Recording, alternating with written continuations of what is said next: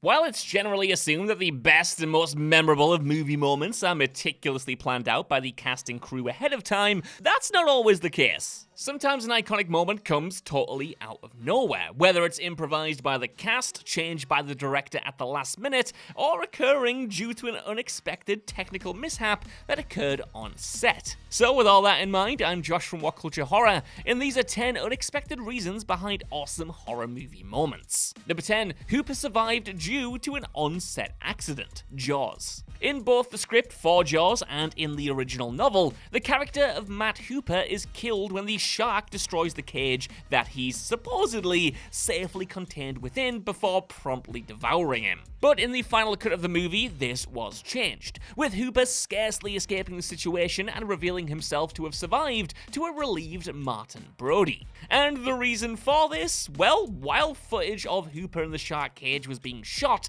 one of the sharks attacked the cage in real life and tore it up. Thankfully, the stand-in actor wasn't in the cage at the time, but Spielberg was so stunned by the footage that he was determined to use it in the final movie. And because the footage clearly showed the shark destroying the cage without Hooper inside it, Spielberg decided to change Hooper's fate, ensuring that he could use the material without any blatant continuity issues. Production executive Bill Gilmore seemingly put it best by saying, quote, "The shark down in Australia rewrote the script and saved Dreyfuss's character," end quote. Number 9, David sheds a tear because the contact lenses were painful. The Lost Boys. In the climax of Joel Schumacher's iconic comedy horror film The Lost Boys, vampire David, played by Kiefer Sutherland, sheds a tear after his vampiric pal Marco is killed and sunlight burns his own hand. It's a moment which seemingly conveys the pain of a vampire coming into contact with sunlight,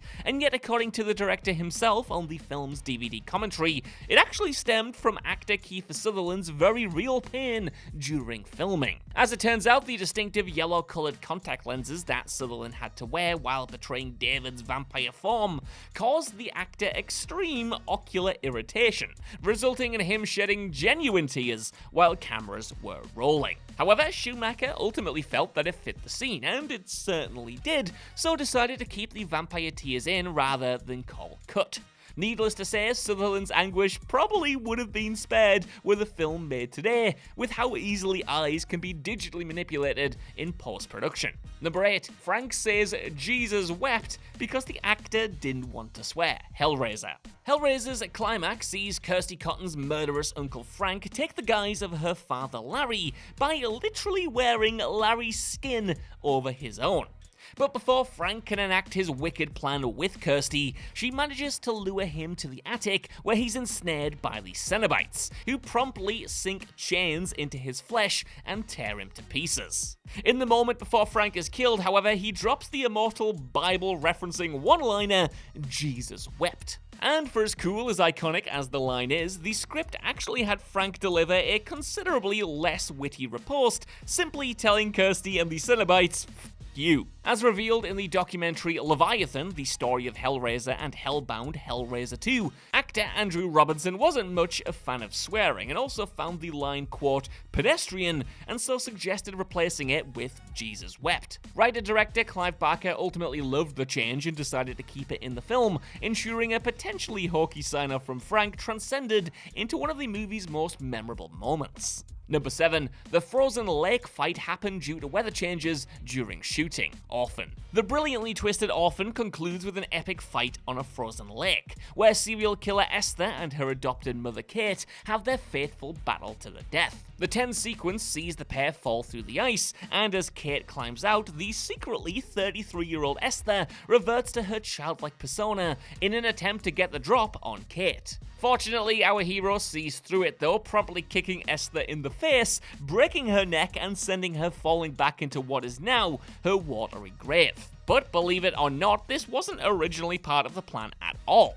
Orphan was initially scripted to take place in October, but when the cast and crew arrived to the Canadian shooting location to begin filming, a snowstorm had turned the entire area white. With no way to plausibly disguise this fact, the filmmakers decided to lean into it, shifting the setting into the winter, rejigging several scenes and quickly coming up with a new climax on the frozen lake. While it's never been stated precisely how the movie would have ended originally, the finale we got is ultra suspenseful and moody as hell, so the unexpected weather was probably for the best. Number 6. Rick fought Invisible Freddy because of reshoots. A Nightmare on Elm Street 4, The Dream Master.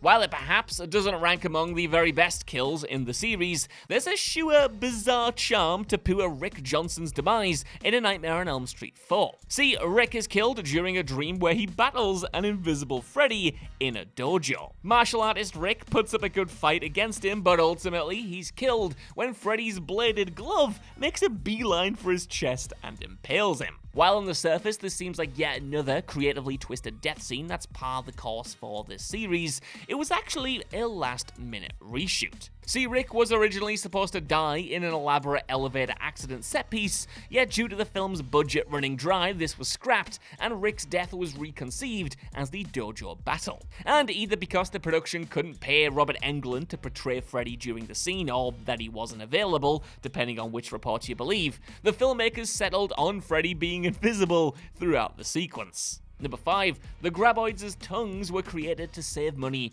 on effects. Tremors. One of the greatest and most unforgettable moments in Tremors occurs when, despite the audience's belief that the heroes are facing off against a fleet of snake-like monsters, we discover that these snakes are in fact a trio of tongues belonging to the considerably larger worm-like graboids. It makes for one hell of a reveal, yet the snakes weren't originally part of the creature's design at all, but were introduced in order to save precious money on the movie's costly practical effects. During production, there was much concern over how the crew could pull off an entire movie in which the heroes battle giant burrowing worms, given the time and costs involved in achieving these effects. And so the decision was made to change the design, giving them the snake-like tongues, which were considerably cheaper and easier to operate from an effects standpoint, ensuring the film didn't need to focus explicitly on their more technically cumbersome worm form.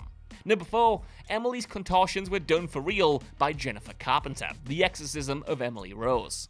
The Exorcism of Emily Rose sees Jennifer Carpenter give a brilliantly committed performance in the role of the possessed title character, who, among other things, suffers horrifying bodily contortions in the middle of the night. During pre-production, director Scott Derrickson understandably expected to use dummies for Emily's contortion scenes, given the reasonable presumption that Carpenter herself wouldn't be able to assume those positions, or that it wouldn't be safe for her to do so, even if she could. However, before shooting the infamous dorm room scene where Emily is twisted into a horrifyingly awkward position, Carpenter actually told the director that she was incredibly flexible and could attempt the positions herself. And that she did. And so for this sequence, the intended dummy was never in fact used, because Derrickson ultimately felt that Carpenter's contortions were far more unsettling than the result generated by the prop. According to Derrickson, it took Carpenter about 20 minutes to pretzel her body into the necessary position, but by God she did it, and the deeply unnerving end result, well, it speaks for itself. Number 3. Frank kills himself because his actor didn't want to act in Rain, The Return of the Living Dead. Cult classic zombie film The Return of the Living Dead memorably sees poor old Frank Johnson kill himself rather than succumb to zombification. In his final moments of human cognizance, Frank decides to kill himself by climbing inside a cremation chamber, burning himself alive but being spared the fate of turning into one of the undead. It's a brilliantly gnarly and weirdly affecting sequence, yet one which was ultimately cooked up in the middle of production, after actor James Karen vetoed the original scripted end for his character. That's because the script initially called for Frank to indeed complete his transformation into a zombie and join the undead horde outside in the rain. But Karen didn't want to spend days shooting scenes in soggy Los Angeles exteriors, and so suggested that Frank, being such a nice guy and all, would instead kill himself before he turned. Thankfully, filmmaker Dan O'Bannon liked the idea enough that he agreed, and the movie's most memorable death scene was consequently born. Number 2, Ghostface wipes his knife to preserve continuity. Scream. One of the most distinctive physical attributes of the various Ghostface killers throughout the Scream franchise is their tendency to wipe blood off their knife in between kills in a way that's both terrifying and kinda totally badass. As cool as it looks, however, it was originally a purely practical concern while shooting the first movie, when stunt performer Dane Farwell realized that the blood created potential continuity errors. Farwell suggested wiping the knife after each bloody engagement to reduce blood-related continuity headaches, what with the movies not being shot chronologically and the likelihood of Ghostface's knife having different amounts of blood on it between camera setups. And like that, a signature movie moment was born, and one which received perhaps its ultimate treatment in the recent Scream 6, where, and spoilers for the movie, two of the Ghostface killers wipe their knives in tandem. Now, whenever you see Ghostface wiping their knife, you'll know that they're doing it to give the fine folk at MovieMistakes.com one less thing to look out for.